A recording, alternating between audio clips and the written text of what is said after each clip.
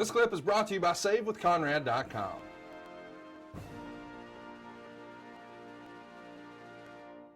Well, you really come into your own when you're paired with Lana.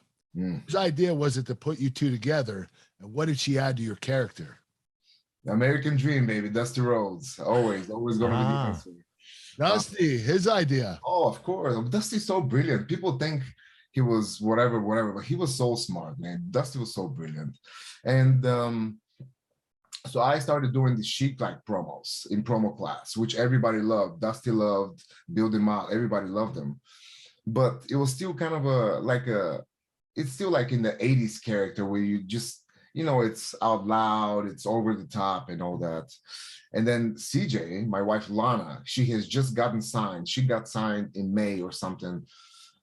We got to meet then. And then it was not till 2 weeks later that, Dusty found out she could speak perfect English and perfect Russian. And they knew they had me. And I feel like they were already kind of looking at me because I had this dark match with Dolph Ziggler that Triple H was there. He got to see and he asked who I am.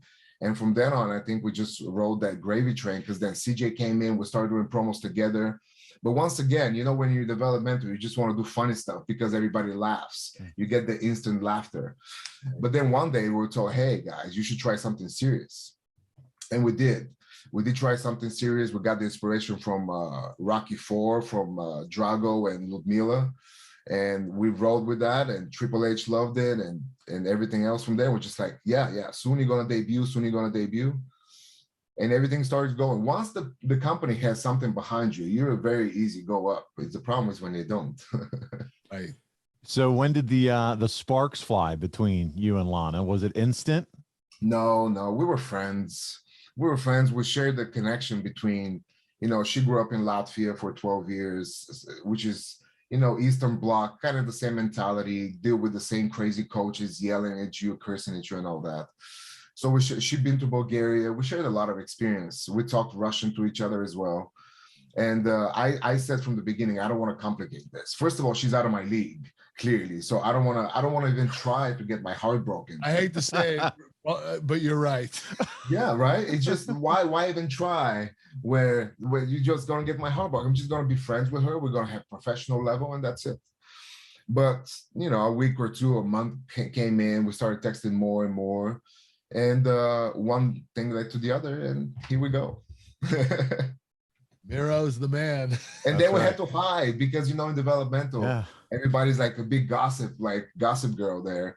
So we had to hide and we had to just go in restaurants in the back doors and all that. It was just like high school, man. It was kind of an exciting time at the same time because in high school, I was just a fat kid nobody cared about.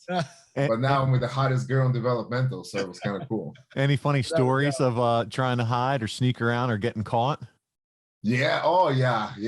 We went to what is this Bone and something in Florida, and we go in, me and CJ, and all of a sudden I see Corey Graves and a couple other guys on the other side, and Corey hasn't texted me 3 years by that point, probably even more. I don't even know how he has my number. And we're eating with CJ. All of a sudden I see a text. Hey man, what are you doing? You want to hang out tonight? Oh. Like, get out of here. You saw me and now you're just going to be an asshole instead of just but it is what it is. And then like the rib. Yeah. And then we went on the road and everybody's like, you guys together. And I'm like, no, we're not. And they're like, okay, then we're going to hit on her. And I'm like, yeah, we're together. Smart move, Miro. Well, at this point, Miro, Lana's getting over big time, and you two break up on TV. Yeah. That starts the summer where you, Dolph, Summer Rae, and Lana all get involved. Be honest, did you hate this whole storyline they're doing here? Hell no, man. Was the breakup for real? I'm never breaking up with TJ. That's it. We signed the contract. But no, man, I don't hate that story. It was such a loud story. People loved it as much as I don't know what people want to talk bad about it, sitting at home. But if you're in that arena, man, you were on your feet and you were cheering, you were yelling. And once again, that's my thing. As long as you're entertained, that's my job. I never took myself too serious. Oh, I'm this and that. No, man, these people are supposed to be entertained. If you can take care of me, great. If not, I'll take care of myself. But I love that story. It was very, the sad part was, CJ got her hand broken in practice. She was practicing with Summer and she took this bill and she broke her wrist. So she had to go, had the screws and everything. Otherwise, we had a plan of I was supposed to be an IC champ. I was going to go get married to Summer and all that. So it was going to get a lot more developmental. Ridiculous. It was going to be very, very ridiculous, Vince style. But, CJ broke her wrist. So that kind of kiboshed the whole situation. Well, when Lana announces your real life engagement on Instagram, how much heat did you two get? Well, Lana did not announce anything. Somebody leaked those pictures. Those are just personal pictures that me and CJ took, and she sent it to some of her friends. And then next thing you know, that picture ended in on the big TMZ or whatever, and everything stopped. I remember the next day we went. They say it was a big problem. I never thought it was a deal at all. Like, what is the big deal? This is my real life girlfriend. It's gonna be. But I went the next day. We're together. Hey, folks, it's time to take your podcast game to the next level. And you certainly want to get your almighty push. My God, we have to have a push, right? We'll get that over to adfreeshows.com. Now, I'm telling you, if you're a fan of Grilling JR, adfreeshows.com has the entire episode library, and it's got no ads. 0 ads, zilch, none. Ad-free and on video starting at just $9. Did you hear what I said? $9. You spend more than that at Starbucks, for God's sakes. 2 mornings. That's not all, folks. We got tons of bonus content, including my after-hours roundtable, where drinking was involved with Eric and Tony. You simply will not find a better value in all of wrestling. Hey, look, don't make me go red ass, because by God, you know I will. Hurry over to adfreeshows.com right now and sign up. And I thank you.